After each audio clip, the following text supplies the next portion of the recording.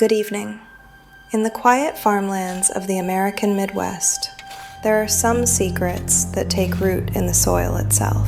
Now imagine if from that soil, a quiet and shy man was digging up the dead and using their skin and bones to keep his dead mother alive. This is the real twisted tale of Ed Gein.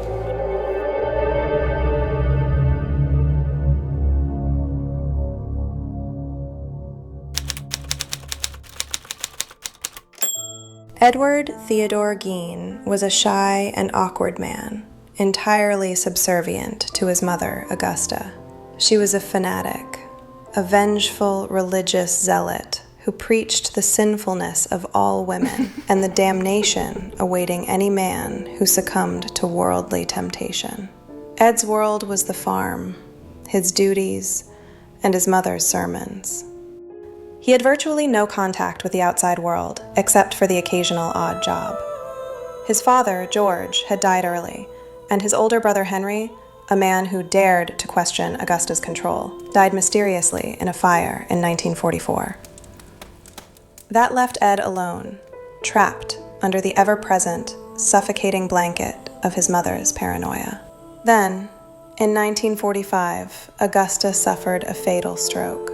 The only woman Ed had ever known, the only voice he had ever truly obeyed, was gone.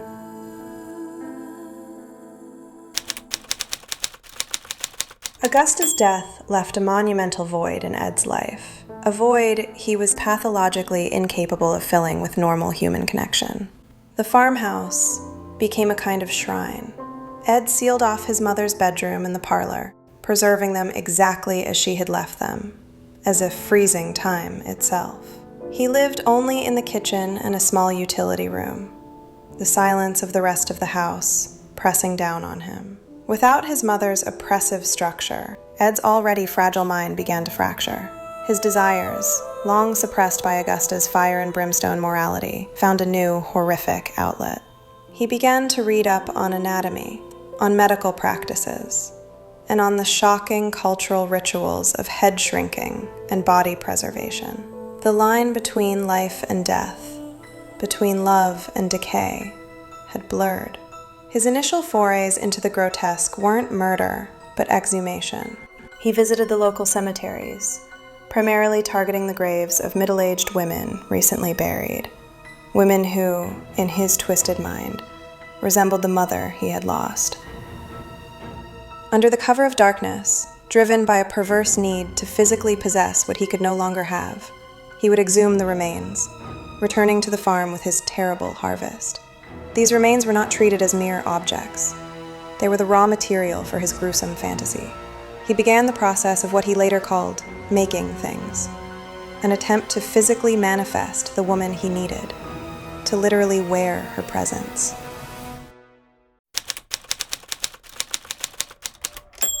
The farm, once a symbol of isolation, became a workshop of depravity. Ed used his skills as a farmer and woodsman to craft and cure his materials. The objects he fashioned were born of a meticulous madness. Bowls made from skulls, lampshades covered in stretched human skin, chairs upholstered in human hide. He created leggings, masks, and a corset. Items of clothing designed, he claimed, to allow him to become his mother. The necrophilia was not enough. In 1954, Ed's compulsion escalated to murder. Mary Hogan, the owner of a local tavern in Pine Grove, disappeared. Gein was a patron there. She was loud, assertive, and embodied the kind of independence his mother had loathed. Gein killed her and brought her back to the farm, where she was incorporated into his macabre collection. She was categorized by the town as missing.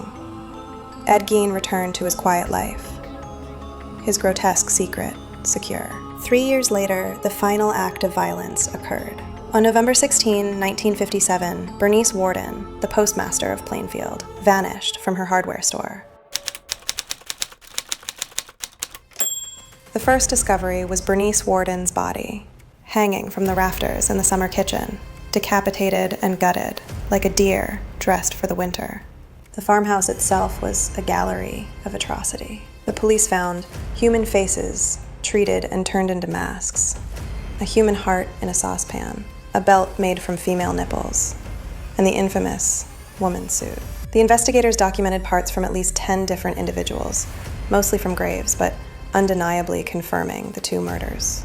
The gentle, simple man known as the Butcher of Plainfield had lived in a waking nightmare of his own creation.